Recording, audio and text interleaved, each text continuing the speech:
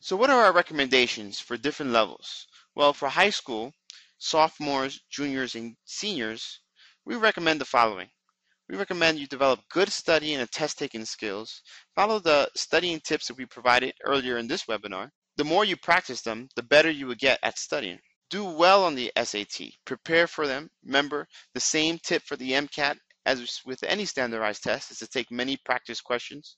The better you do in your SAT and the better your scores are in high school, the more likely you will be to get into a really good college that will increase your chances of getting into medical school. We also recommend gaining insight into medicine by either shadowing a physician or volunteering in a hospital. By doing this, you will really get to know whether or not you really want to become a physician, and if you want to become a physician for the right reasons. There are many summer research programs available around the nation that we think are very important to getting an early start at research, so that when you get to college, you have the necessary basic skills that would allow you to get more important research positions.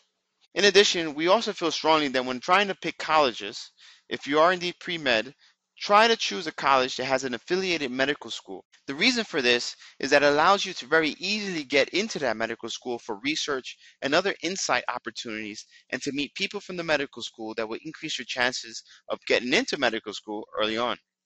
Another very important thing to consider is to consider a BA MD program, the combined programs where you could actually get into medical school from high school.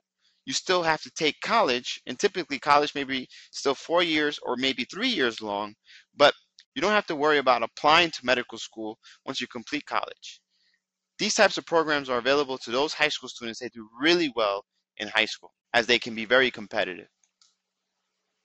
College. Our recommendations for freshmen: concentrate on your grades. The most important thing to start off with in college is good grades. It is always easier to maintain high grades than to try to work up to getting high grades if you're off to a bad start. So get off to a great start and do really well your first year. It's a huge adjustment starting college, so we recommend not really focusing on too many other things in regards to being pre-med, except focusing on your grades. In addition, one other thing you may want to do in planning with your counselor in college is plan your classes over the next 4 years based on your major and pre-med requirements. The classes you take may change, but having this overall plan allows you to prepare mentally and have a vision for how you will complete your college degree. Recommendations for sophomores: keep your grades up. That is very key. Remember, grades is the #1 thing to getting into medical school. Plan your classes and course load to complete all the requirements for the MCAT in time. You will be taking the MCAT in your junior year, and so there are classes that are necessary for you to take for you to do well in your MCAT. For instance, you have to take many writing classes to do well in the verbal and writing section of the MCAT. In addition, you must also take biology, organic chemistry for the biological section of the MCAT, and you also must take the inorganic chemistry and physics to do well in the MCAT. If you haven't taken those courses and then you're sitting down to take the MCAT, you're going to have a tough time.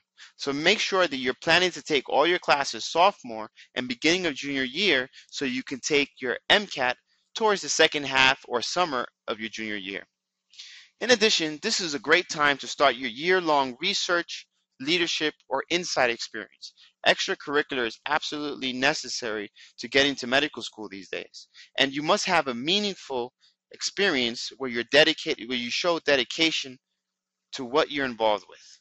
And so make sure that during this year, if not even the summer before, in between your freshman and sophomore years, you get involved with some type of extracurricular activity to provide you with those types of experiences. These are the types of things that you will talk about in your curriculum vitae during your medical school interviews, and some of these people that you are involved with will be writing you letters of recommendation for your medical school application.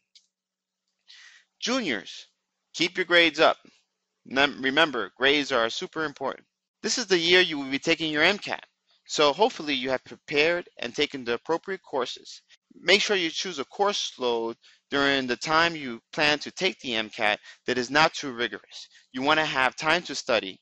If that will be difficult, then you may want to consider taking the MCAT in the summer, where you can have full dedication and several weeks to prepare for the MCAT. You should consider dedicating at least 4 weeks to studying for your MCAT if you're preparing over the summer, and dedicated to it full time.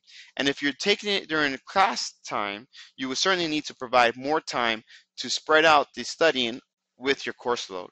Remember, studying for the MCAT is not an excuse to letting your grades slip, so you have to plan accordingly. During your junior year, you will also start collecting your letters of recommendation that you will be using in your medical school application next year.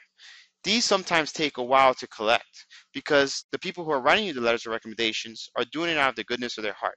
So you want to give them time and ask them early. In addition, you want to be thinking about who's going to write these letters of recommendations for you, since they have to write glowing letters for them to stick out, while admissions members at medical schools review sometimes hundreds of applications with great letters of recommendations. You want yours to stick out, so you need to prepare for that early. Seniors, keep your grades up.